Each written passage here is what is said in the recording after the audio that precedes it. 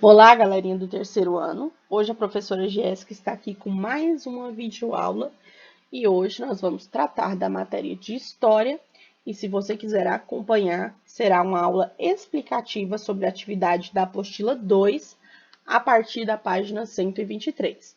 Vamos lá? Questão 1. Conheça a história de Mateus. Mateus tem 10 anos. Sua mãe nasceu no Brasil, mas seus avós maternos, a mãe e o pai de sua mãe, nasceram no Japão e imigraram para o Brasil. Imigraram, pessoal, significa que eles se mudaram para o Brasil, tudo bem? O pai de Mateus nasceu no Brasil. É filho de uma mãe nascida no Brasil, mas filha de imigrantes alemães e italianos, e de um pai também nascido no Brasil, filho de imigrantes vindos do Japão. Mateus gosta muito da cultura japonesa, mas não conhece o idioma de seus antepassados. Ele se considera essencialmente brasileiro e tem como paixão um esporte que também é paixão de muitos em nosso país, o futebol. Então, a partir da leitura deste pequeno texto, pessoal, vocês vão responder a alternativa A, B e C. Onde nasceu a mãe do Mateus? Resposta no texto. E os avós maternos de Mateus? Resposta também no texto. Você só precisa identificar a resposta e escrever aí. Lembrando que o nome de país e cidades e estados são escritos sempre com letra maiúscula, porque são nomes próprios, tudo bem? Letra C. Onde nasceu o pai de Mateus? Onde nasceu a mãe do pai de Mateus? De onde eram os pais dela? Perceba que aqui nós temos duas perguntas. A primeira pergunta que você vai responder é onde nasceu a mãe do pai do Mateus e depois informar de onde eram os pais dela. E da mesma forma, você vai colocar onde nasceu o pai de Mateus e de onde eram os pais dele, ok? Questão 2. Observe os mapas a seguir. Distribuição da população de cor parda no Brasil com dados de 2009. Perceba, nós temos aí um mapa do Brasil dividido em estados. Cada um desses estados, ele tem uma cor. E aqui, onde a professora está passando aqui o cursor, nós temos uma legenda. O que significa essa legenda?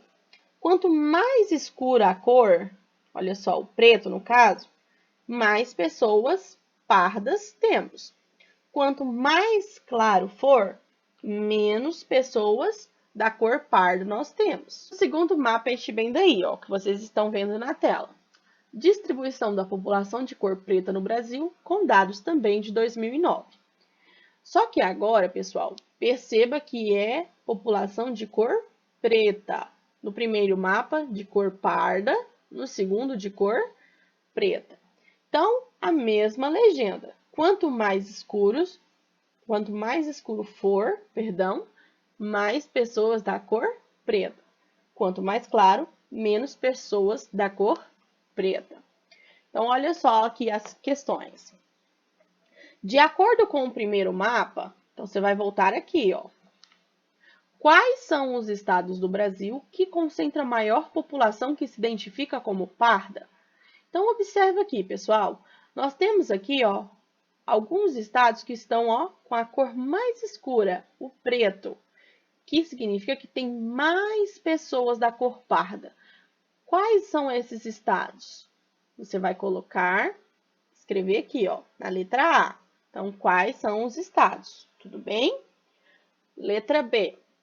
De acordo com o segundo mapa, qual estado brasileiro concentra maior população que se identifica como preta? E quais são os estados com a menor população preta? Aqui nós já temos duas perguntas e você precisa responder as duas perguntas. Vamos lá. De acordo com o segundo mapa, qual estado brasileiro concentra maior população que se identifica como preta? Vamos voltar aqui no mapa? De todos os estados que nós temos aqui no Brasil, qual dele nós temos mais pessoas pretas? Ou seja, que está mais escuro aqui. Qual que é? Aí você vai ler o nome aqui e escrever na letra B. Outra pergunta. E quais são os estados com a menor população preta? Perceba que aqui, ó, está no plural, significa que tem mais de um. Então, você vai ver aqui, ó, desses estados que nós temos aqui, quais deles estão pintados com a cor mais clara, que é o verdinho, tá vendo? O verdinho mais claro. Você vai olhar no mapa e escrever. Só que você precisa especificar na sua resposta qual é o estado brasileiro que tem a maior população que se identifica como preta e quais são os estados com a menor população preta, ok? Questão 3.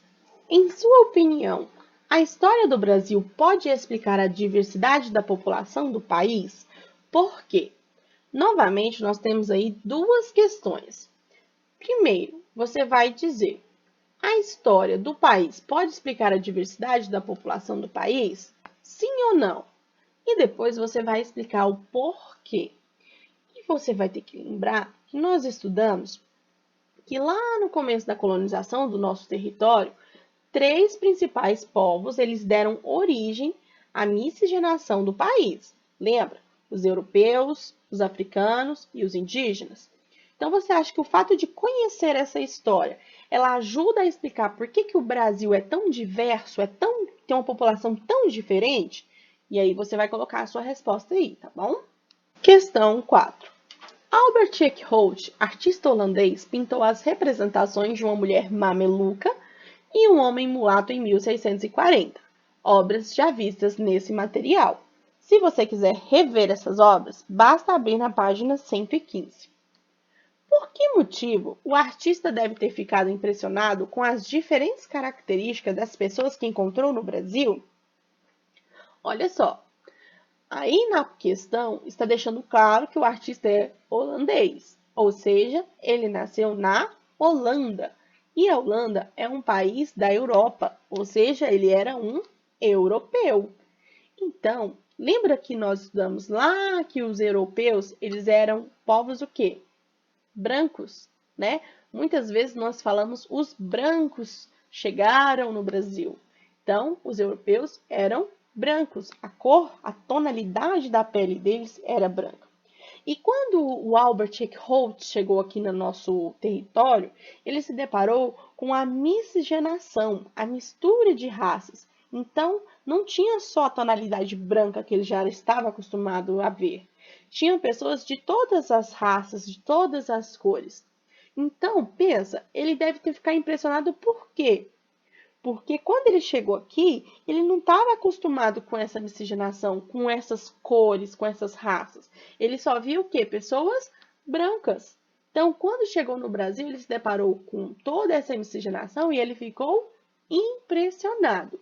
Então, você vai responder essa questão explicando isso que a professora disse para vocês, tudo bem?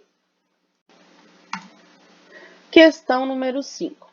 A miscigenação dos vários povos que formaram o Brasil só é perceptível na aparência das pessoas? Justifique a sua resposta. Então, você só consegue perceber a miscigenação do povo brasileiro somente a partir da aparência? Ou será que nós também vemos as diferenças em relação às culturas e às tradições? Aí você vai colocar a sua resposta aí, ok? Número 6. Além do exemplo do carnaval, que outras manifestações culturais brasileiras podem ser consideradas miscigenadas? Aqui, vocês podem tanto falar aqueles outros exemplos que foram citados na apostila, ou você pode também pesquisar na internet quais são as manifestações culturais brasileiras que são miscigenadas, que vieram de outros povos. Eu até prefiro que vocês pesquisem, assim vocês vão conhecer um pouco mais da nossa cultura.